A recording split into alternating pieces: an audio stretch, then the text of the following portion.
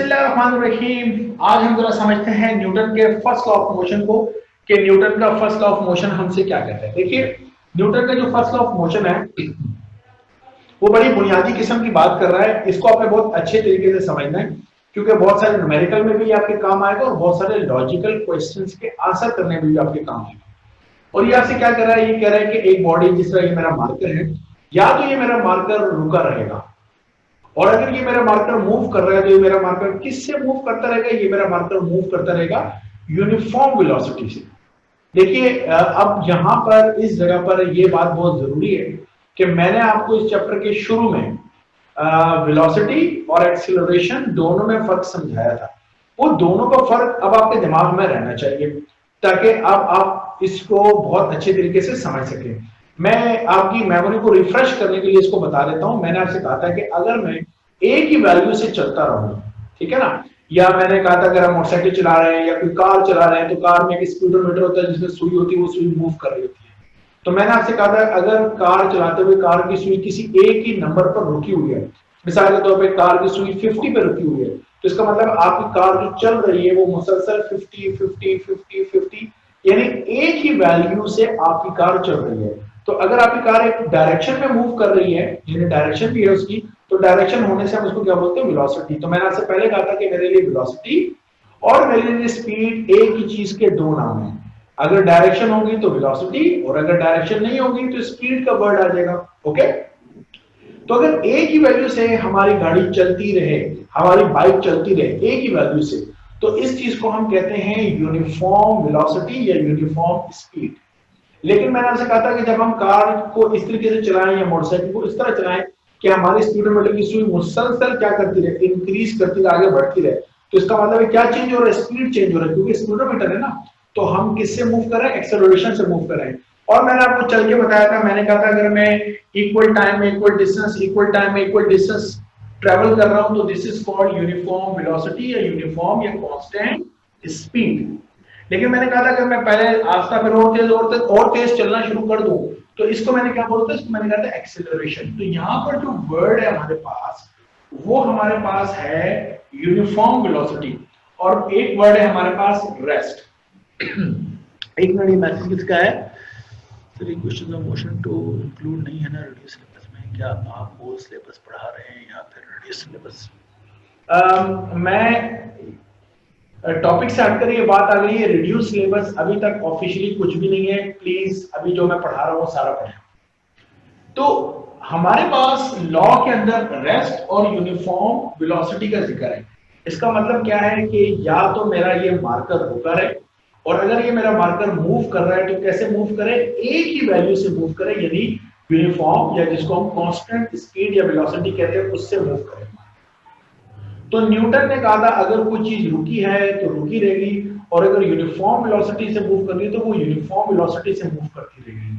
ऐसा कैसे हो रहा है, ये जरा गौर से आपने समझना है। देखिए, अगर ये मेरे पास एक बॉडी है और ये बॉडी कैसे है, एट रेस्ट है, तो ये बॉडी रेस्ट में क्यों है, इस सवाल का जवाब यह है कि अगर मैं इस पे इस तरफ फोर्स लगा रहा हूं, कितनी, 5 न्यूटन, और मैं इस पे इस तरफ भी फोर्स लगा रहा हूं, कितनी, 5 न्यूटन, तो दोनों फोर्सेस सेम हुई ना।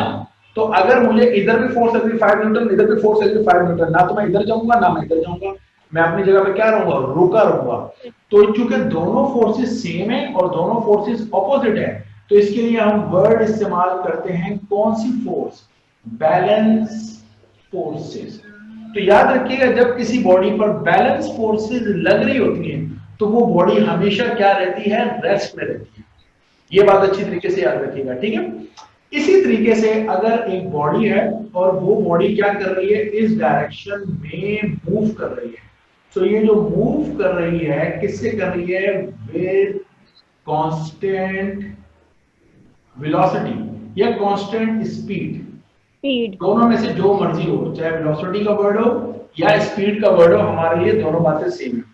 अगर ये कांस्टेंट स्पीड या कांस्टेंट वेलोसिटी से मूव कर रही है और मैं इस बॉडी के ऊपर इस डायरेक्शन में फोर्स लगाता हूं 5 न्यूटन, और इस डायरेक्शन में भी फोर्स लगाता हूं, कितनी, 5 न्यूटन, तो ये दोनों फोर्सेस, इस दफा फिर दोनों फोर्सेस कौन सी फोर्सेस हैं, बैलेंस फोर्सेस हैं। तो जब भी बैलेंस फोर्स लगेगी वो बॉडी की जो स्टेट है, बॉडी की जो कंडीशन है, बॉडी जिस तरह है या जिस तरह चल रही है उसमें कोई तब्दीली नहीं आएगी। ये बहुत अच्छे तरीके से आपने नोट रखना है। तो क्या हुआ, अगर एक बॉडी रुकी हुई थी उस पर हमने बैलेंस फोर्सेस लगाई, वो रुकी रहेगी। एक बॉडी कांस्टेंट या यूनिफॉर्म स्पीड या वेलोसिटी से मूव कर रही है, हमने उस पर बैलेंस फोर्सेस लगाई, वो यूनिफॉर्म या कांस्टेंट स्पीड से ही मूव करती रहेगी। तो कोई चीज क्यों रुकी हुई है या कोई चीज यूनिफॉर्म वेलोसिटी से क्यों मूव कर रही है, इस सवाल का जवाब है बैलेंस फोर्सेस। तो बैलेंस फोर्सेस बॉडी को उसी स्टेट में रखती हैं जिस स्टेट में बॉडी होती है। ये बहुत अच्छे तरीके से याद रखिएगा। क्या होगा अगर हम किसी बॉडी के ऊपर अनबैलेंस फोर्स लगाएं? अब इसको देखिए सर। यस यस सर, ये सेकंड वाली जो पिक्चर बनी हुई है इसमें बॉडी मूव नहीं करेगी। इसमें बॉडी मूव करेगी यूनिफॉर्म वेलोसिटी से, करेगी यूनिफॉर्म वेलोसिटी से मूव। मैंने यहाँ पे बैलेंस फोर्स लगा दिया ना उधर। तो यस, तो हमने कहा ना सर बैलेंस फोर्सेस पे बॉडी रेस्ट पे रहती है। अच्छा आप सुने मेरी बात, सुने दोबारा सुने मेरी बात। मैं आपसे ये कह रहा हूं अगर एक बॉडी रुकी हुई है और उस पर रुकी हुई है, रेस्ट में है, और आप उस पर बैलेंस फोर्सेस लगा दें तो क्या होगा? तो आप ये बोलेंगे वो रुकी रहेगी। इसी तरीके से मैं कह रहा हूं एक बॉडी कांस्टेंट वेलोसिटी से या कांस्टेंट स्पीड से मूव कर रही है और आप उस पर बैलेंस फोर्सेस लगा दें तो वो बैलेंस फोर्सेस कुछ नहीं करती, वो दोनों कैंसिल हो जाती है। ये कह रहा हूं मैं आपसे। तो कांस्टेंट वेलोसिटी का मतलब ये होता है कि एक बॉडी पर हमेशा बैलेंस फोर्सेस लग रही हैं, तभी वो हमेशा मूव करेगी कांस्टेंट वेलोसिटी से। अब जरा मुझे थोड़ा सा टाइम दो, अगली चीज जरा समझो। अब क्या होता है कि मैं क्या करता हूं, इस बॉडी के ऊपर, यहां ये मेरी बॉडी है, इस पे इस डायरेक्शन में मैं 7 न्यूटन फोर्स लगा रहा हूं और इस डायरेक्शन में मैं फोर्स लगा रहा हूं कितनी, 5 न्यूटन। इसको मैं कह देता हूं F1 और इसको मैं कह देता हूं F2, क्योंकि आप दोनों फोर्सेस अलग अलग आ गए। तो मुझे बताओ अगर इस तरफ मुझे एक शख्स खींच रहा है 7 न्यूटन से और इस तरफ मुझे एक शख्स खींच रहा है 5 न्यूटन से, तो मैं जो 7 न्यूटन से मुझे खींच रहा है मैं उस तरफ चलना शुरू हो जाऊंगा ना। अच्छा मैं 7 न्यूटन से क्यों चलना शुरू हो जाऊंगा? इस सवाल का जवाब बहुत सिंपल है कि ये 5 न्यूटन, इस तरफ का 5 न्यूटन और इस तरफ का 5 न्यूटन दोनों एक दूसरे को कैंसिल कर देंगे, लेकिन यहाँ पर 2 न्यूटन फोर्स, 2 न्यूटन है, वो 2 न्यूटन फोर्स मुझे इस तरफ खींच रही है। तो ये बात तो ठीक है, अगर यहाँ पे 7 लग रही है, यहाँ पे 5 लग रही है, मैं जा इधर रहा हूँ, लेकिन मैं इस तरफ जो जा रहा हूँ कितनी फोर्स से जा रहा हूँ? तो 2 न्यूटन से मैं जा रहा हूँ। तो ये कौन सी फोर्स हुई? इसको हम कहते हैं unbalance forces. This is called unbalance forces.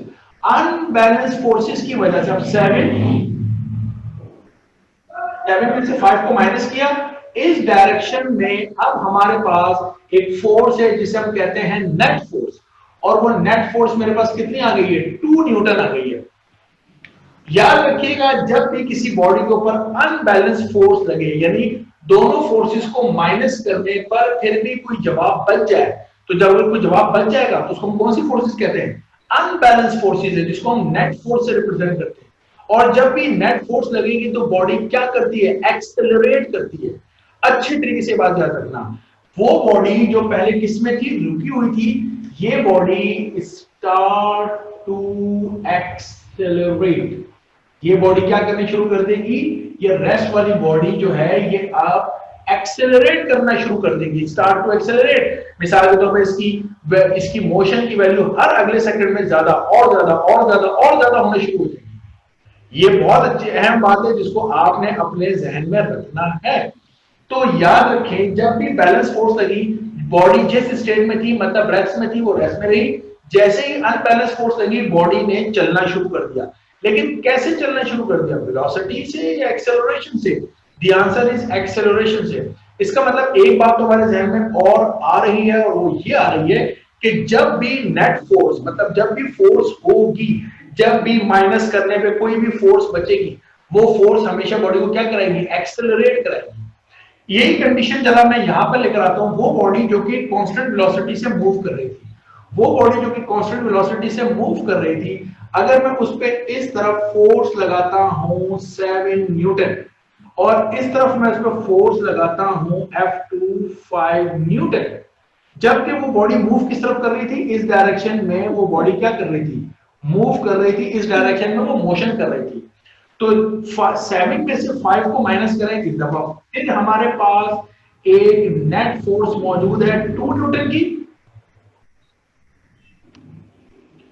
ये 2 न्यूटन की फोर्स अब इस मोशन को, ये वो बॉडी जो कि मूव कर रही थी उसको क्या करेगी, इसको एक्सेलरेट करना शुरू कर देगी। तो इसको स्टार्ट टू एक्सेलरेट, ये इसको भी एक्सेलरेट करना शुरू कर देगी, जो किससे मूव कर रही थी, यूनिफॉर्म वेलोसिटी से मूव कर रही थी। अब वो क्या होना शुरू हो जाएगी, स्टार्ट टू एक्सेलरेट हो जाएगी। यहां पर एक कंडीशन और भी है, और वो कंडीशन ये है कि अगर फर्ज करो मैं कुछ ऐसी बात कर लेता हूं कि इस बॉडी पे इस डायरेक्शन में जो फोर्स है वो 5 न्यूटन है, जबकि इस डायरेक्शन में जो फोर्स है वो 7 न्यूटन है, तो फिर आप बोलेंगे कि जो रिजल्टेंट फोर्स है वो इस डायरेक्शन में 2 न्यूटन की फोर्स बची। नेट फोर्स क्या है, बड़े वैल्यू में से छोटी वैल्यू को माइनस करो, ज्यादा में से कम को माइनस करो, जो बच जाता है उसे हम कहते हैं नेट फोर्स। तो नेट फोर्स कितना आया, हमारे 2 न्यूटन आया। तो इस दफा ये क्या करेगा, दिस इज स्टार्ट टू डीसेलेरेट, ये डीसेलेरेट करने लग जाएगा। वो चीज जो कि पहले क्या कर रही थी, यूनिफॉर्म वेलोसिटी से मूव कर रही थी, उसकी वेलोसिटी डीसेलेरेट का मतलब है कम होना शुरू हो जाएगी।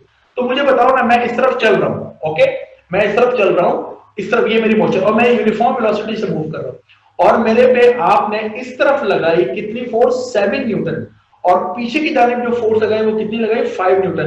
तो 7 में से 5 को माइनस करो तो इस डायरेक्शन में 2 न्यूटन फोर्स बची। तो वो जो मैं इस तरफ चल रहा हूं 2 न्यूटन की फोर्स मुझे क्या कराएगी, एक्सेलरेट करा देगी इस तरफ।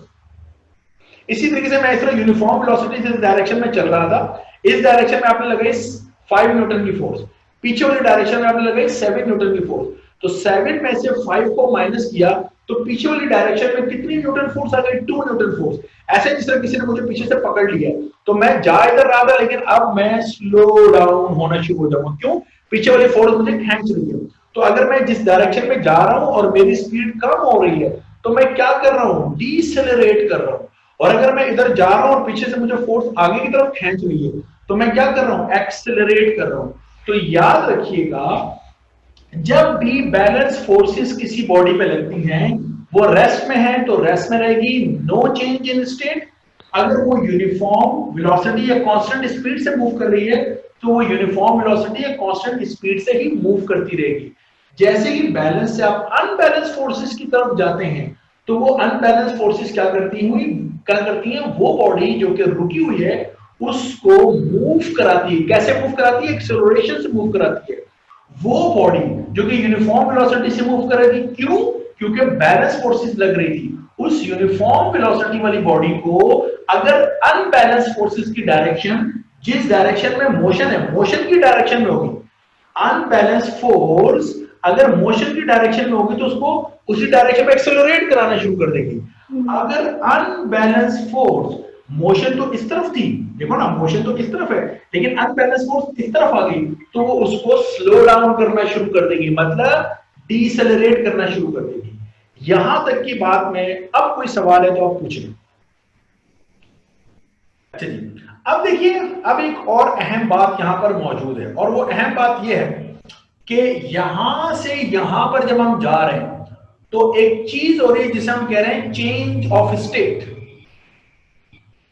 ठीक है, जब भी याद रखिएगा, जब भी हम बैलेंस फोर्सेस से अनबैलेंस फोर्सेस की तरफ मूव करते हैं, यहां से यहां की तरफ जब भी हम जाते हैं, तो क्या होता है, चेंज इन स्टेट होता है। बॉडी की स्टेट चेंज होती है। कैसा हो रहा है, रुकी हुई बॉडी थी, एक्सेलरेट करना शुरू कर दिया, चेंज इन स्टेट, यानी बैलेंस से अनबैलेंस फोर्सेस, तो स्टेट चेंज हुई। बॉडी यूनिफॉर्म वेलोसिटी से मूव कर रही थी because of the balance forces, तो जैसे ही अनबैलेंस फोर्सेस लगना शुरू हुई, बॉडी ने एक्सेलरेट या डिसेलरेट करना शुरू कर दिया। इसका मतलब है, जब हम बैलेंस से अनबैलेंस फोर्सेस की तरफ मूव करते हैं, तो हमारी बॉडी क्या करती है, अपनी स्टेट को चेंज करती है। तो चेंज इन स्टेट जो है ये प्रोड्यूस करती है किसको, जिसको हम लिखते हैं इनर्शिया। तो इनर्शिया प्रोड्यूस होता है बॉडी के अंदर, इसलिए फर्स्ट लॉ ऑफ मोशन को हम लोग लॉ ऑफ इनर्शिया भी कहते हैं। This is also known as law of inertia. Okay, तो याद रखिएगा इनर्शिया किसी बॉडी में कब प्रोड्यूस होता है, जब हम बैलेंस से अनबैलेंस फोर्सेस की तरफ जाते हैं। होता क्या है, होता यह है कि बॉडी अपनी स्टेट को क्या करती है, चेंज करती है, यानी चेंज इन स्टेट होता है। हमेशा याद रखिएगा जब भी स्टेट चेंज होती है तो बॉडी उस चेंज को अपोज करती है। बॉडी कहती है कि मैंने अपनी स्टेट में जो चेंज आ रहा है वो मैंने नहीं लेकर आना। This is called inertia. So what is inertia? Inertia is basically the opposition in the change of state. So if you are changing the state of a body, which means it was acted upon by balanced forces and now it is acted upon by unbalanced forces. So when we move from the balanced forces to unbalanced forces, the state is changing and the change in state is opposed by inertia. Inertia क्या करता है, body की जो state है उसमें change को oppose करता है, कहता है नो, मुझे स्टेट में जो चेंज है वो नहीं चाहिए, या मैं अपनी जो स्टेट है उसको चेंज नहीं करूंगा। तो वो जो बॉडी बोलती है, वो जो बोलना है, दिस इज कॉल्ड इनर्शिया। मतलब कहने का मतलब है वो शो करता है in the form of inertia. Okay जनाब, तो ये है हमारे पास इनर्शिया, इसको लॉ ऑफ इनर्शिया भी कहते हैं। होता ही है, मिसाल के तौर पे इनर्शिया के मुख्तलिफ एक्सपेरिमेंट हमारे पास हो सकते हैं। हम चलती बस के अंदर खड़े हुए हैं, बस को पकड़ के, और बस ने एकदम ब्रेक लगाई, तो बस चल रही थी इस डायरेक्शन में, तो मेरी बॉडी भी चल रही थी इस डायरेक्शन में बस के साथ साथ। जैसी बस ने ब्रेक अप्लाई की, बस रुक गई, लेकिन मेरी बॉडी क्या कर रही है, नो, मैंने मोशन में रहना है, तो मुझे यूं आगे की तरफ झटका लगता है। तो ये जो आगे की तरफ झटका लगता है क्या है, मेरी बॉडी स्टिल किस में रहना चाहती है, मोशन में रहना चाहती है। इसी तरह बस रुकी हुई है, मैं बस के अंदर खड़ा हूं तो मैं भी रुका हूं, लेकिन जैसी बस चलती है आगे की जानिब तो बॉडी अपोज करती है, बोलती है नहीं, मैंने स्टेट ऑफ रेस्ट में रहना है। तो बॉडी कैसे क्या करती है, जो प्रीवियस पोजीशन थी, जो मेरी पहली पोजीशन थी, बॉडी को पीछे झटका लगता है, मैं पिछली पोजीशन को मेंटेन करके रखना चाहता हूं। This is called inertia. क्या इनर्शिया किसी चीज पर डिपेंड करता है? इस वक्त हमें जो बात समझ में आ रही है वो ये समझ में आ रही है कि इनर्शिया डिपेंड करता है बॉडी के मास के ऊपर। यस, मेरा मास कितना है, यानी अमाउंट ऑफ मैटर मेरी बॉडी में कितना है, जितना अमाउंट ऑफ मैटर मेरी बॉडी में ज्यादा होगा उतनी मेरी बॉडी ज्यादा अपोज करेगी, किसको, चेंज को ज्यादा अपोज करेगी। ये बहुत अहम बात है, इसको आपने याद रखना है कि इनर्शिया जो है उसको आप समझ सकते हैं कि that the amount of matter inside the body which is known as the mass of the body, that mass of the body is directly related to the inertia. तो जितना mass ज्यादा होगा उतना inertia ज्यादा होगा, जितना बॉडी का mass कम होगा उतना inertia कम होगा। तो क्या हम किसी बॉडी के mass को in term of inertia calculate कर सकते हैं या उसके बारे में बात कर सकते हैं? The answer is yes. Okay, so this is the whole story about Newton first law. Newton first law एक बड़ी अहम बात भी बता रहा है, इसको अपनी खोपड़ी में अच्छी तरह रखना, और वो ये है कि अगर किसी बॉडी के ऊपर बैलेंस फोर्सेस लग रही हो तो वो मूव कर सकती है। आमतौर पे लोगों के जहन में ये होता है कि अगर इधर भी 5 न्यूटन फोर्स लग रही है और इधर भी 5 न्यूटन फोर्स लग रही है, दोनों फोर्सेस बैलेंस है तो बॉडी रुकी रहेगी। ये तो हो सकता है, लेकिन ये भी हो सकता है, इसको भी याद रखना। तो अगर मैं कभी आपसे कोई रीजन का क्वेश्चन में ये बोलूं कि अगर किसी बॉडी पे बैलेंस फोर्सेस लग रही हैं और वो मूव कर रहा है, तो आप बोलेंगे यस वो मूव कर सकता है। फिर मैं आपसे पूछूंगा कैसे मूव कर रहा है, दो ही तरीके ना, या वेलोसिटी या एक्सेलरेशन, तो आप बोलेंगे वेलोसिटी, कांस्टेंट या यूनिफॉर्म वेलोसिटी से मूव करेगा, एक्सेलरेशन नहीं होगी। कोई एक्सेलरेशन का तो मतलब है कोई चीज उसकी मोशन को क्या करे, इंक्रीज करे, लेकिन चूंकि बैलेंस फोर्सेस है तो कोई चीज मोशन को इंक्रीज या डिक्रीज नहीं करेगी। बॉडी जिस भी मोशन से मूव कर रही है, जिस भी वेलोसिटी से, जिस भी स्पीड से मूव कर रही है, वो उसी स्पीड से मूव करती रहेगी। So keep in your mind balance forces की ये दो कंडीशन है, दोनों याद रहनी चाहिए। आमतौर पे लोगों के ध्यान में बैलेंस, जब भी बैलेंस कंडीशन होती है ये याद रहता है, ये नहीं रहता। ठीक है, यहां तक अब आपके ध्यान में कोई क्वेश्चन है आप पूछ सकते हैं। ये जो एक स्टूडेंट ने क्वेश्चन किया है कि क्या फ्रिक्शन और वेलोसिटी एक दूसरे को कैंसिल कर देंगे? आमतौर पे कांस्टेंट वेलोसिटी से मूव करने की वजह एक फ्रिक्शन भी बन जाती है। मिसाल के तौर पे मैं इस डायरेक्शन में फोर्स लगा रहा हूं और चल रहा हूं, जितनी मैं फोर्स इस डायरेक्शन में लगा रहा हूं मेरी और जमीन की फ्रिक्शन भी उतनी हो। फ्रिक्शन ऑपोजिट डायरेक्शन में होती है। इस चैप्टर में के तकरीबन आखिर में जाके हमारा टॉपिक आएगा फ्रिक्शन पे, जिस पे मैं बात करूंगा। सो इफ अगर मैं इस डायरेक्शन में जिस फोर्स एक फोर्स जो कि मुझे इस डायरेक्शन में लग रही है, सिर्फ एक ही फोर्स लग रही है, लेकिन उसके अगेंस्ट एक और फोर्स क्रिएट हो जाएगी जो कि ऑपोजिट डायरेक्शन में होगी, जो क्या होगी? फ्रिक्शन। तो फ्रिक्शन और मोशन दोनों एक दूसरे के ऑपोजिट डायरेक्शन में, तो ये दो फोर्सेस हो गई। तो जितनी फोर्स अगर मैं लगा रहा हूं मूव करने के लिए, उतनी ही फोर्स ऑफ फ्रिक्शन भी है। तो ये दोनों किस कंडीशन में आ जाएंगी? बैलेंस फोर्सेस में आ जाएंगी। सो बहुत दफा फ्रिक्शन किसी बॉडी को यूनिफॉर्म वेलोसिटी से मूव कराने की वजह बन जाती है, और बहुत सारी दफा फ्रिक्शन की वैल्यू ज्यादा होती है और फोर्स की वैल्यू कम होती है। तो बॉडी जा तो इस डायरेक्शन में नहीं होती, लेकिन slow down slow down slow down slow down, यानी उसकी वैल्यू क्या होती रहती है? मोशन की कम होती रहती है, मतलब डीसेलेरेट होना शुरू हो जाती है। तो फ्रिक्शन या तो डीसेलेरेट करेगी या किसी बॉडी को यूनिफॉर्म वेलोसिटी से, दो कंडीशन हो सकती है जब फ्रिक्शन एक्ट करे।